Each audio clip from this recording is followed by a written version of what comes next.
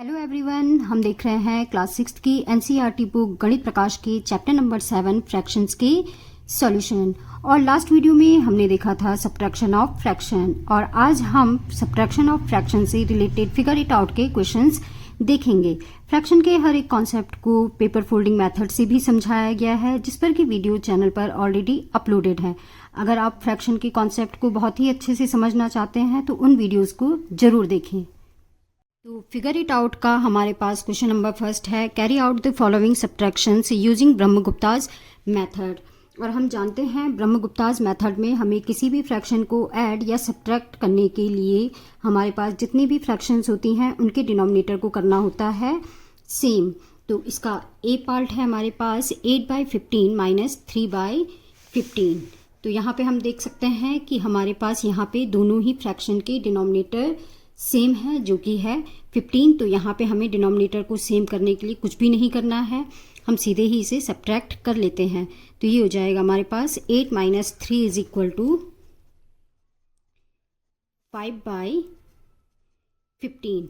और हम यहाँ पे देख सकते हैं कि हमारे पास जो न्यूमरेटर एंड डिनोमिनेटर है वो दोनों ही हमारे पास 5 से डिवाइड हो सकते हैं या 5 से कैंसिल हो सकते हैं। तो हम न्यूमरेटर और डिनोमिनेटर दोनों को ही डिवाइड कर लेते हैं 5 से।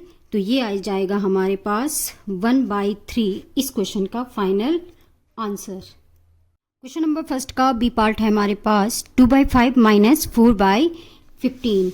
तो यहाँ पे हम देख सकते हैं कि हमारे पास जो डिनोमिनेटर है वो दोनों सेम नहीं है, लेकिन हम जानते हैं कि हम 5 को इजीली 15 कर सकते हैं अगर हम इस फ्रैक्शन को मल्टीप्लाई कर लें 3 से।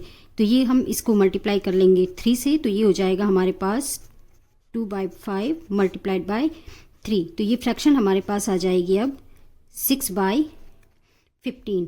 तो 2/5 को हम लिख सकते हैं 6/15, और 4/15 में हमें कोई भी चेंजेस करने की ज़रूरत नहीं है।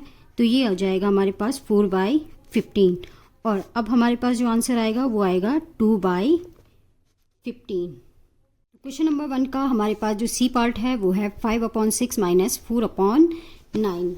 तो यहाँ पे हम देख सकते हैं कि हमारे पास इस दोनों ही फ्रैक्शन में डिनोमिनेटर सेम नहीं है। डिनोमिनेटर सेम करने के लिए मैंने आपको पहले भी मेथड बताया था, जिसमें कि हम ले लेते हैं डिनोमिनेटर्स का एलसीएम। तो यहाँ पे हम देख लेते हैं 6 एंड 9 का एलसीएम। सबसे पहले हमें जिन भी दो नंबर का एलसीएम लेना होता है उसे हम डिवाइड करते हैं प्राइम नंबर से। तो यहाँ पे हम देख सकते हैं 6 हमारे पास डिवाइड हो जाएगा 2 से, लेकिन 9 2 से डिवाइड नहीं होगा, इसलिए हम इसे 9 ही लिखेंगे।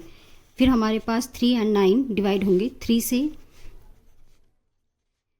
और हमारे पास यहाँ पे एक 3 रहता है, इसलिए हम इसे दोबारा से डिवाइड करेंगे 3 से। तो हमारे पास आ जाएगा LCM of 6 and 9 is equal to 2 multiply 3 is equal to 18। तो हमें इस क्वेश्चन में दोनों ही फ्रैक्शन के डिनोमिनेटर को बनाना है 18। तो 5/6 के न्यूमरेटर और डिनोमिनेटर को अगर हम मल्टीप्लाई कर लें 3 से, तो ये आ जाएगा हमारे पास इसकी इक्विवेलेंट फ्रैक्शन 15/18। 4/9 को हम मल्टीप्लाई करेंगे 2 से, क्योंकि 9 को 2 से ही मल्टीप्लाई करने पर ये बनेगा 18। तो 4/9 की इक्विवेलेंट फ्रैक्शन जो हमारे पास आएगी वो होगी 8/18। और अब हम 5/6 की जगह लिख सकते हैं 15/18।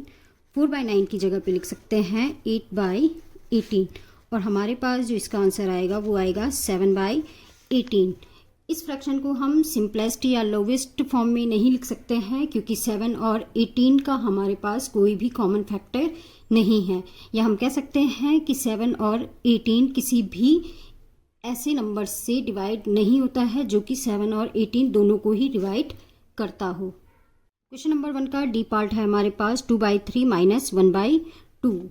और यहाँ पे भी हम देख सकते हैं कि हमारे पास डिनोमिनेटर सेम नहीं है, लेकिन हम इसमें इजीली ही डिनोमिनेटर सेम कर सकते हैं। हमें पता है कि 3 की टेबल में भी 6 आता है और 2 की टेबल में भी 6 आता है।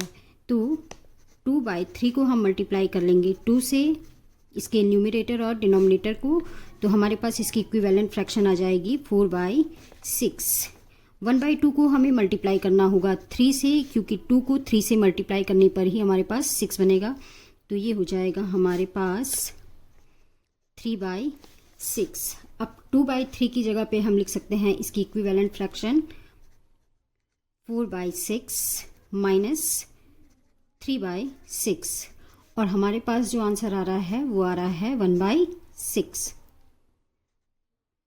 अगर आपको सॉल्यूशन समझ में आए हो तो वीडियो को लाइक एंड शेयर जरूर करें और चैनल को सब्सक्राइब। Thank you.